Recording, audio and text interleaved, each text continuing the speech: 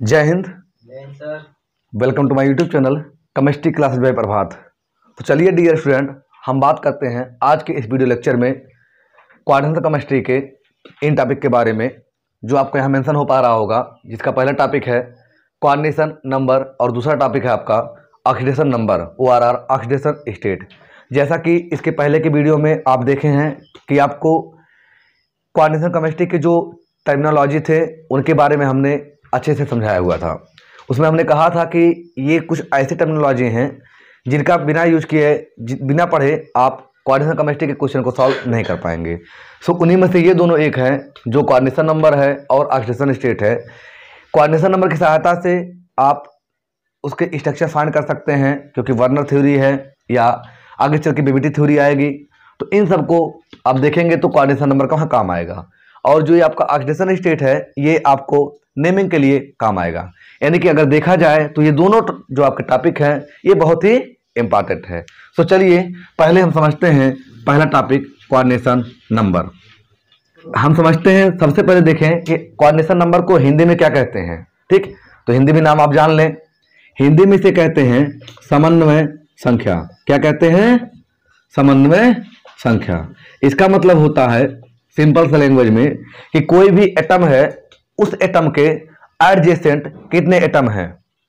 कोई भी एटम है, उस एटम के एडजेसेंट कितने एटम है। जैसे मान लीजिए कि यह आपका एक कोई एटम है, इस एटम के सराउंडिंग जस्ट अगल बगल जो है ऐसे कुछ एटम प्रेजेंट हैं।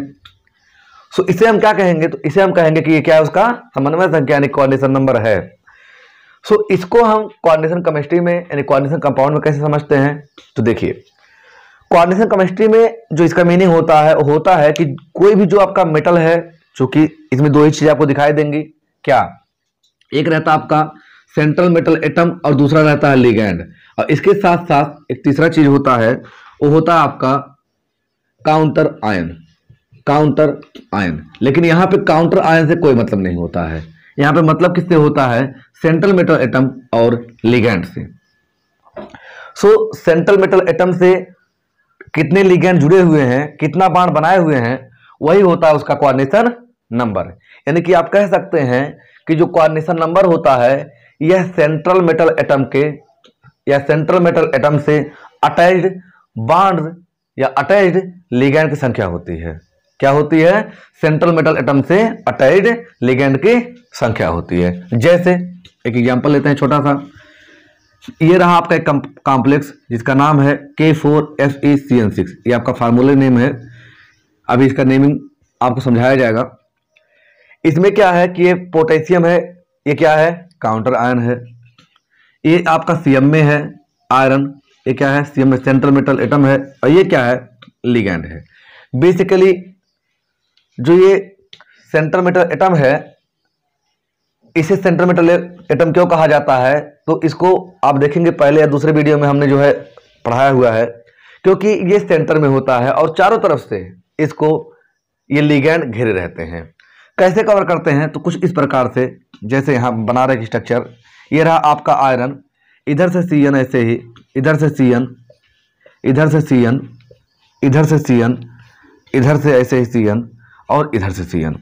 ठीक, यानी कि चारों तरफ से जितने भी पॉसिबिलिटी हो सकती है डायरेक्शन की, सभी तरफ से जो लिगैंड होता है, ठीक, वो लिगैंड क्या करता है? इसको कवर करता है, जिससे कि ये क्या बनाए? एक स्टेबल कॉम्प्लेक्स बना सके। स्टेबिलिटी के लिए आने वाले नेक्स्ट वीडियो में आपको रूल बता देंगे।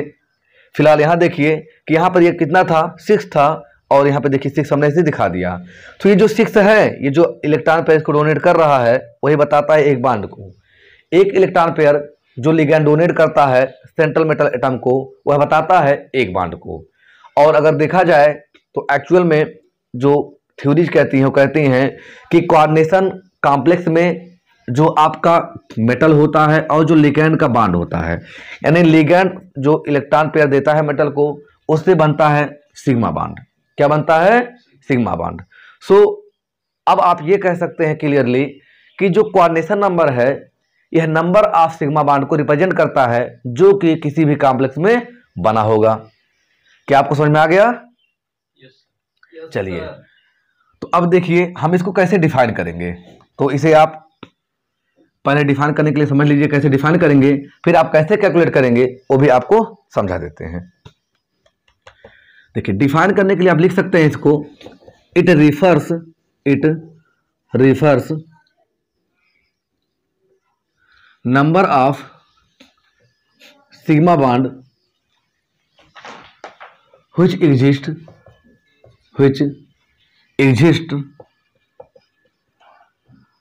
oblique lie between central metal atom and ligand, जो कहाँ लाई करता है, सेंट्रल मेटल एटम और लिगैंड, यानी कि आप इस ऐसे रिप्रेजेंट कर सकते हैं, ये क्या है, सिग्मा बॉन्ड है। ठीक, समझ गए। चलिए अब अगर बात किया जाए कि इसे हम किसी भी फार्मूले को देख करके कैसे कैलकुलेट कर पाएंगे, इसे हम कैसे कैलकुलेट कर पाएंगे, देखिए इसके लिए जो है आपको ये मालूम होना चाहिए कि कोई भी जो लिगैंड है जो किसी कॉम्प्लेक्स में प्रेजेंट है वह कितना इलेक्ट्रॉन पेयर डोनेट कर रहा है। कोई भी लिगैंड है वो किसी कॉम्प्लेक्स में कितना इलेक्ट्रॉन पेयर डोनेट कर रहा है। सो इसे कहीं ना कहीं आप पढ़े हैं, जिसका नाम क्या है, डेंसिटी। क्या नाम है, डेंसिटी। ठीक, यानी कि अगर आपको डेंसिटी मालूम है तो आप ये जान पाएंगे कि वो कौन सा लिगैंड है, किस टाइप का लिगैंड है, वो कितना लोन पेयर देगा। लेकिन अगर आपको डेंसिटी नहीं मालूम है तो आप ये नहीं जान पाएंगे कितना लोन पेयर वो देगा या कौन सा लिगैंड है। सो सबसे पहले आप डेंसिटी निकालना समझ जाएं। सो इसके लिए भी आपको मेरे ही यूट्यूब चैनल पर वीडियो मिल जाएगा और उसका लिंक भी डिस्क्रिप्शन बॉक्स में मिल जाएगा, आप उसे जाकर वहां से देख लें, फिर आप इसे पूरा देखें। सो ये कहीं ना कहीं रिप्रेजेंट करता है किसको, डेंसिटी को। सो अब जो है हम इसको कैसे कैलकुलेट करेंगे, यानी कैसे इसको डिटरमाइन करेंगे, उसका फार्मूला देखिए। सो इसके जो मेथड हैं, जो कोऑर्डिनेशन नंबर को रिप्रेजेंट करने के या कैलकुलेट करने के लिए मेथड हैं, वो जनरली देखा जाए तो एक है, लेकिन इसको हम आपको दो पार्ट में डिवाइड करके बता रहे हैं। पहला देखिए क्या है, पहला जो मेथड है वो ये है कि जो यदि आपके जो लिगैंड्स हैं वो सभी मोनोडेंटेट हो या एम्बीडेंटेट हो, मतलब उनका जो डेंसिटी है हम इसको रिप्रेजेंट करें डी से, वो कितना हो, 1 हो। डेंसिटी क्या हो, 1 हो। तो चाहे मोनोडेंटेट हो या आपका एम्बीडेंटेट लिगैंड हो, इन दोनों की डेंसिटी कितनी होती है, डेंसिटी मतलब इलेक्ट्रॉन पेयर की बात कर रहे हैं हम यहाँ पे। एम्बीडेंटेट में तो होता है उसका जो डोनेटिंग साइड वो होता है 2, लेकिन में वो एक ही लोन पे इलेक्ट्रॉन डोनेट कर सकता है, इसीलिए वहां पे भी हम कह सकते हैं कि डेंसिटी कितना है, 1 है। समझ गए। यानी कि एम्बीडेंट के केस में और मोनोडेंट के केस में आप डेंसिटी यानी नंबर ऑफ लोन पे इलेक्ट्रॉन कितना कह सकते हैं बराबर 1, जो कि डोनेट करता है। सो फार्मूला क्या बनेगा, फार्मूला ये बनेगा कि इफ मोनो और ambidentate ligand are present in complex then coordination number is always equal to the number of ligand. आप लिख लीजिए, इफ मोनो और or ambidentate ligands are present in complex या compound, then coordination number, short form में लिख रहे हैं C number, CO, ठीक है। कोऑर्डिनेशन नंबर ऑलवेज इक्वल्स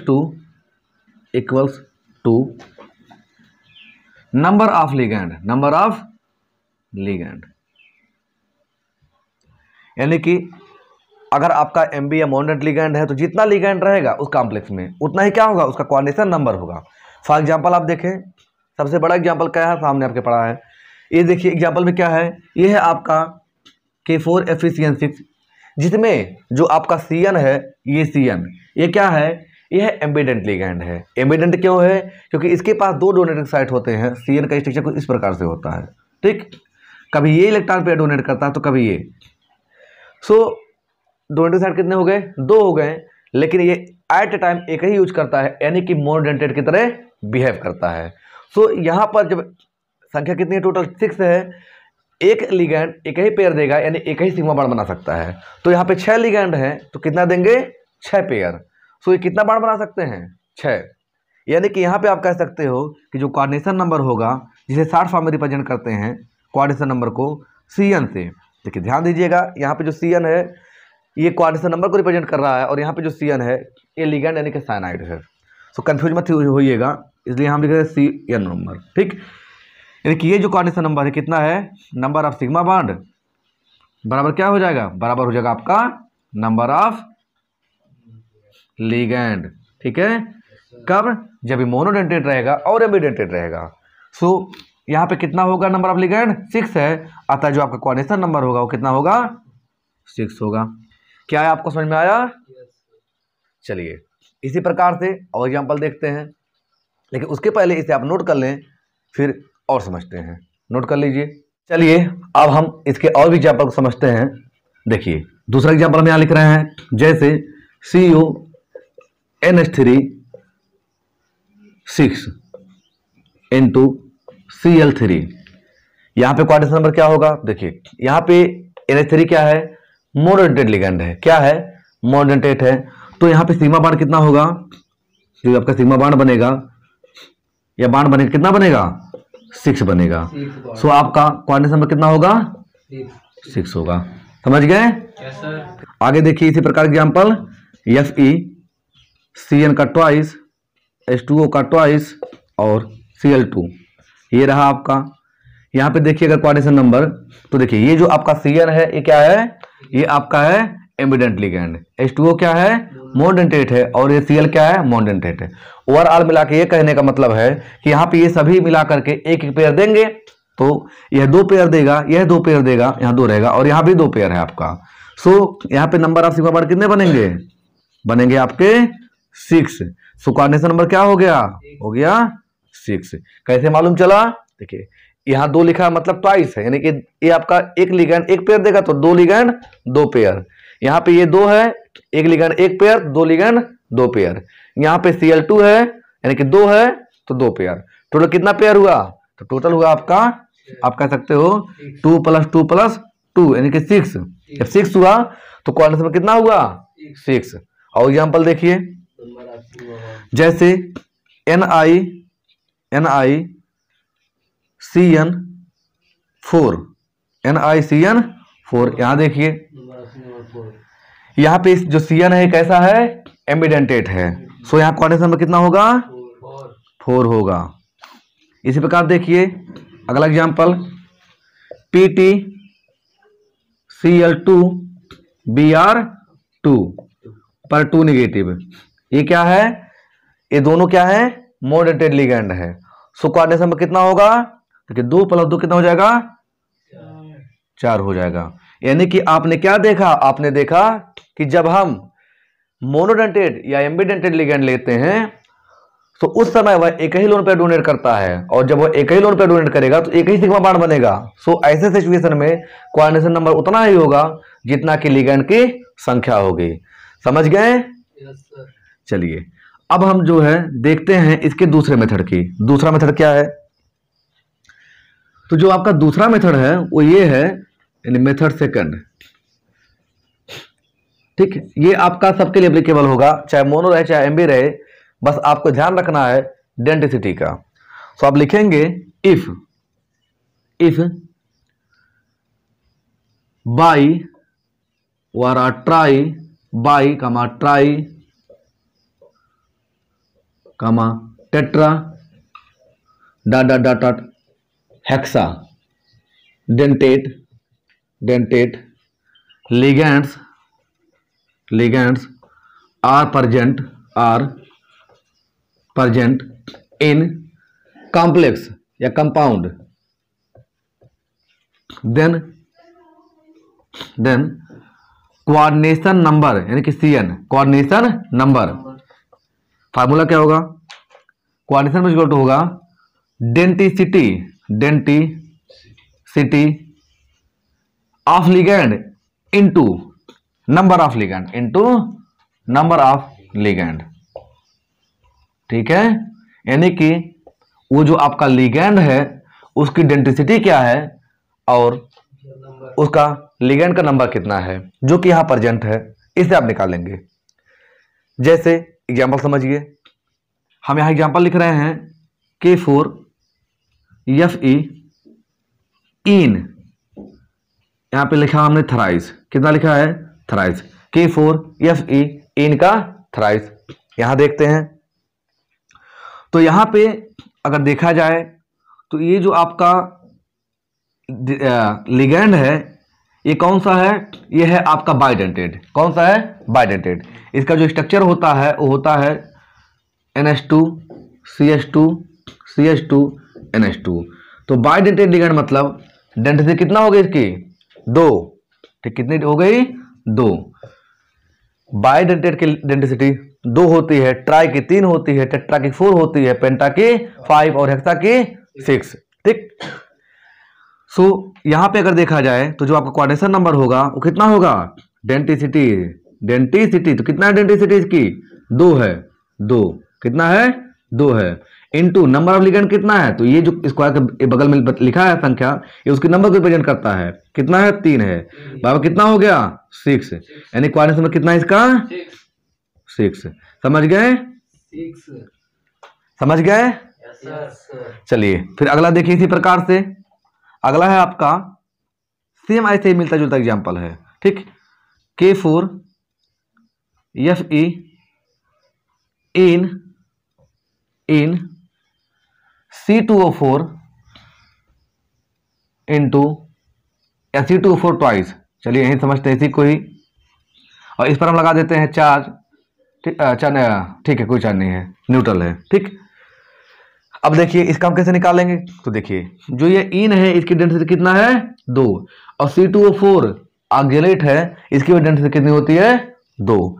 सो ऐसे सिचुएशन में जो कोऑर्डिनेशन नंबर होगा वो इस प्रकार से निकलेगा। देखिए पहले इसका निकालिए आप, डेंसिटी कितनी होती है 2, लिगैंड कितना है यहाँ पे कुछ नहीं लिखा, मतलब कितना है 1, प्लस इसकी डेंसिटी 2, यहाँ पे कितना लिखा है 2, तो टोटल 2 इंटू 2 यानी कि हो गया 2 टोटल, और 2 2 4 यानी 2 प्लस 6, 2 प्लस 4 कितना हो गया 6, यानी कोऑर्डिनेशन नंबर कितना हो गया 6 हो गया। कैसे मालूम चला, इसके डेंसिटी से। डेंसिटी से मतलब क्या है कि कितना इलेक्ट्रॉन पेयर डोनेट करेगा, या जो इन है या 2 इलेक्ट्रॉन पेयर डोनेट करता है एक ही इन, इसका नाम है 1,2 इथाइलिन डायमीन, स्ट्रक्चर यहाँ है, और C2O4 तो ये आपको दिख ही रहा है, इसका स्ट्रक्चर ये रहा, C डबल बॉन्ड O, फिर C यहां पर, फिर यहां डबल बॉन्ड O और यहां O नेगेटिव, यहां O नेगेटिव। तो इसकी डेंसिटी कितनी होती है 2 होती है। इसे आप नोट कर लें, फिर हम आगे समझते हैं, कर लीजिए। चलिए इसके और भी एग्जांपल को देखते हैं। एग्जांपल लिखिए आप, CO C2O4 Cl2 H2O का ट्वाइस, ये आपका एक एग्जांपल है। इसमें आपको समझना है कि इसकी डेंसिटी कितना है या इसमें इसका कोऑर्डिनेशन नंबर कितना है, क्योंकि डेंसिटी के बिना आप कभी भी कोऑर्डिनेशन नंबर कैलकुलेट नहीं कर सकते। तो देखिए इसमें देखेंगे तो ये जो है ये कौन सा लिगैंड है, बाइडेंटेड, यानी इसकी डेंसिटी कितना होती है 2 होती है। ये कैसा है मोनोडेंटेड, डेंसिटी 1, ये कैसा है 2, ये भी है आपका मोनोडेंटेड, डेंसिटी कितना है 1। अब निकाले कोऑर्डिनेशन नंबर ऑफ, तो CN बराबर हो जाएगा, क्या फार्मूला था आपका, density into number of ligand, ठीक है। इसकी डेंसिटी 2 हो गई, लिगैंड कितना है 1, प्लस ये क्या है, इसकी डेंसिटी कितनी होती है 1, नंबर में कितना है 2, प्लस इसकी डेंसिटी 1 होती है, नंबर में कितना है 2। सबको आप ऐड कर लीजिए, 2 प्लस 2 प्लस 2 यानी कितना हो गया 6, यानी कोऑर्डिनेशन में कितना आ गया 6। और देखिए example, K3Fe H2O into EDTA पर -1, ठीक। यह है आपका लिगैंड, और एक लगा देते हैं यहां पे हम Br। चलिए इसको देखिए आप, अब आप सोच रहे होंगे EDTA क्या है, तो देखिए जो EDTA है इसका पूरा नाम होता है ethylene diamine tetra acetic acid, और यहाँ पर एक नेगेटिव है, इसका मतलब ये होता है कि वह एसिटिक एसिड से एक हाइड्रोजन लॉस हो गया है। पहले इसको स्ट्रक्चर को आप समझिए, ये होता है इसका स्ट्रक्चर EDTA का CH2 CH2 N CH2 COOH ऐसे होता है, यहाँ भी CH2 COOH, यहाँ भी ऐसे ही N CH2 COOH, और यहाँ पे CH2 COOH। यही रहा आपका EDTA का नाम। जब ये EDTA आपका सिंपल रहता है तो ये रहता है बाइडेंटेड लिगेंड। कौन सा रहता है? Bidentate ligand. और यहीं पर ये जो है इलेक्ट्रॉन पेयर डोनेट कर रहा है। इसका फुल फॉर्म है इथाइलिन। इथाइलिन क्यों है? क्योंकि ये इथाइलिन ग्रुप है, ठीक। डाइएमीन, डाइएमीन क्यों है? डाइएमीन इसलिए है क्योंकि यहाँ पे जब नाइट्रोजन कार्बन से जुड़ता है तो उसे एमीन नाम दे दिया जाता है, ठीक है। तो ये कार्बन देखिए जुड़ा इस साइड भी और पीछे भी, ठीक है। तो क्या नाम होगा इसका? एमीन, ठीक। डाइएमीन। फिर tetra acetic acid, tetra acetic, tetra मतलब होता है 4, और फिर लिखा टेट्रा एसिटिक मतलब जो एसिटिक एसिड होता है सिंपल, तो उसका फार्मूला क्या होता है? CH3COH होता है एसिटिक एसिड का। लेकिन अगर ये CH3COH यहाँ लगाएंगे तो लग नहीं पाएगा, सो इसे हम ऐसे लगाते हैं, इसको ऐसे लिख सकते हैं CH2, तो एक बैलेंसी खाली हो जाएगी कार्बन की। कार्बन की टोटल 4 बैलेंसी होती है, तो ये ऐसे जुड़ जाएगा, हाइड्रोजन हाइड्रोजन और इधर कार्बन, और इधर जो जहाँ जुड़ेगा जा करके तो यहाँ पे आके जुड़ा हुआ है। तो टेट्रा क्या हो गया? Acetic acid. समझ में आ गया?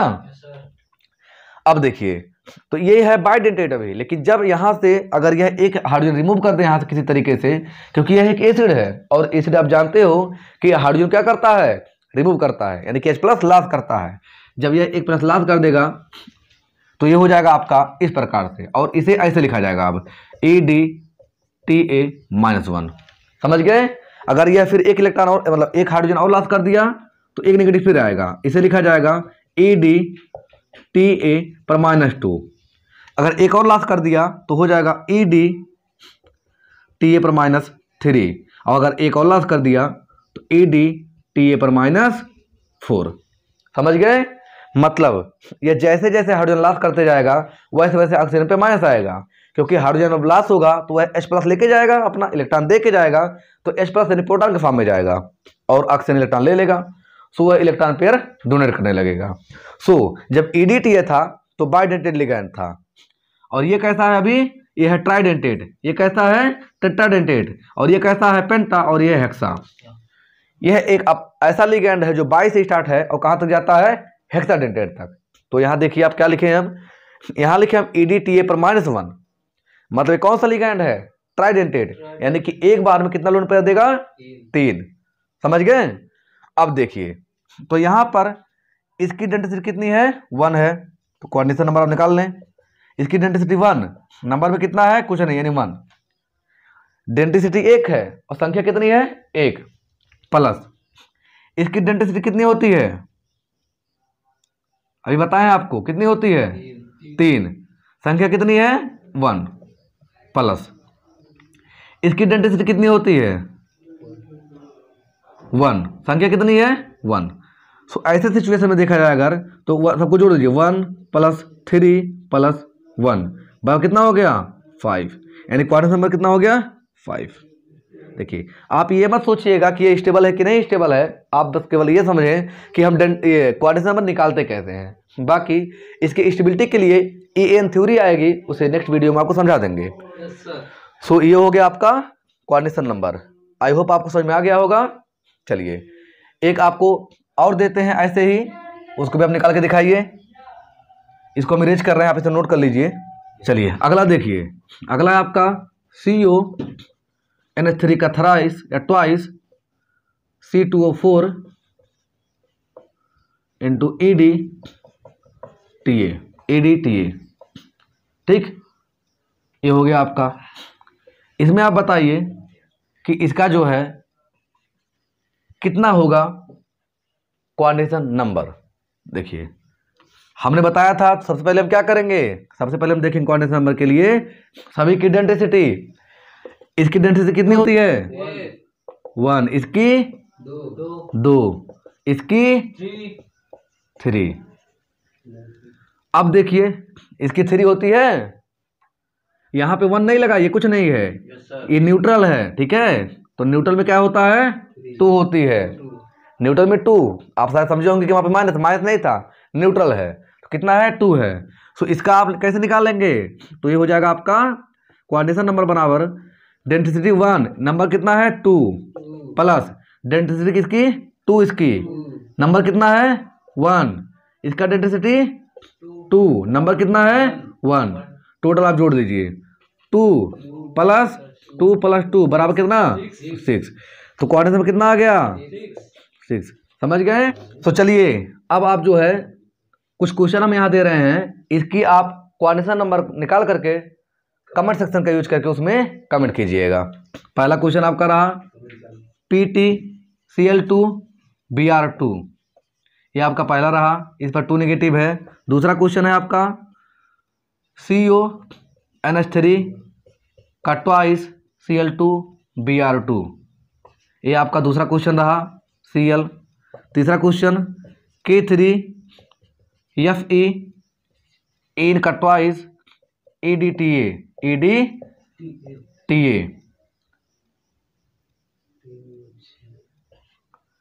चौथा क्वेश्चन आपका रहा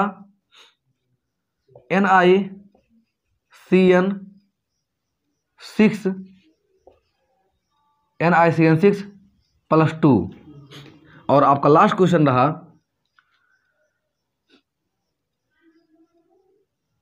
K2 या K4 Fe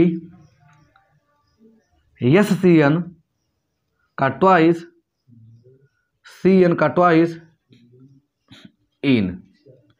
ये रहे आपके क्वेश्चन।